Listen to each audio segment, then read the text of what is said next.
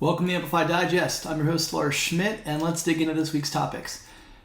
I want to open with this Inc. piece by Katie Burke detailing some of the ways that HubSpot builds culture and strengthens culture and does it without necessarily investing a lot of dollars. And so it's interesting. Katie is, to me, I think one of the models of a progressive chief people officer.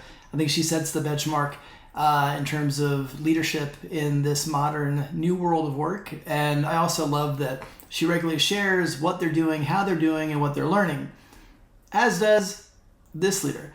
Spotify and Katarina Berg, their CHRO, are also regularly both pushing the envelope, but also sharing exactly what they're doing. And this was an interesting piece they wrote on their HR blog about how they strengthen connections in a distributed world. So Spotify was one of the early companies to roll out work from anywhere, and they've been doing a tremendous job of kind of building in public with that and sharing what they're learning along the way, including this great piece. So I think, again, none of us have nailed this. All of us are still working to optimize how we support organizations that are in these hybrid and or remote constructs. And so the more of this kind of content, these firsthand examples of what companies are doing, what leaders are doing, and what they're learning, the more we can all learn from their experience and hopefully bring that into our own organizations.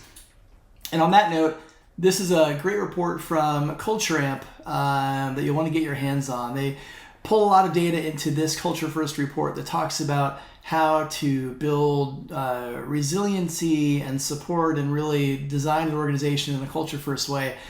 And there's a lot of different specific points and tips they make, but they also bring data into this. And also props to them for the way they designed this. This is a really interesting interactive site, the way they put this together. And so this one's definitely worth your time.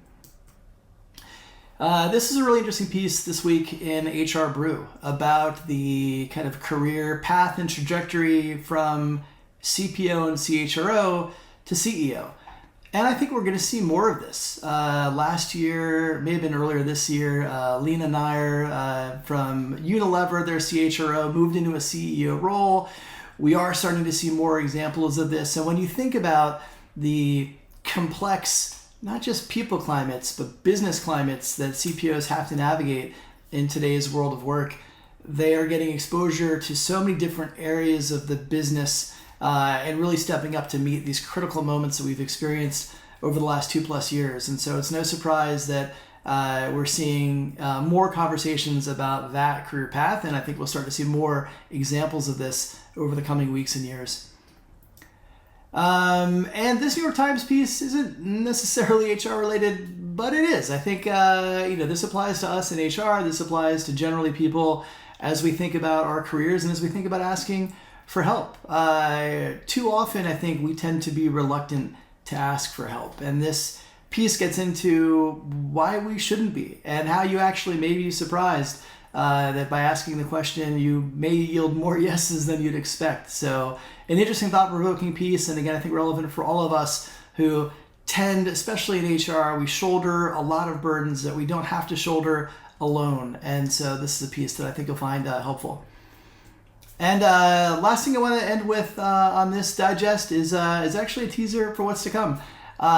The very first course I designed after my book Redefining HR came out was a workshop designed to accompany the book, mirror the book chapters, and help readers go deeper with exercises and practices and additional resources to further and deepen their learning.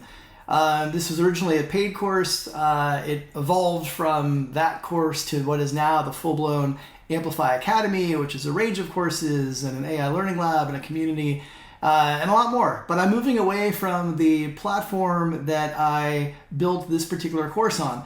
And before I sunset the platform, I decided that I'm going to take that course and open source it. So I'm rebuilding it now as an open source course. That's going to be live next week. So keep an eye out for those. If you're subscribed to the newsletter, you'll get that in your inbox. But I'm really excited to get this. My vision all along with the Amplify Academy was obviously the Academy is a subscription platform, but I certainly want there to be a lot of open source components to that. And this will be the first long form course that'll be released as an open source product out of the Academy. So keep an eye out for that. That'll drop next week. And that's a wrap for this week. So take care of yourselves, take care of each other, and I will see you next week.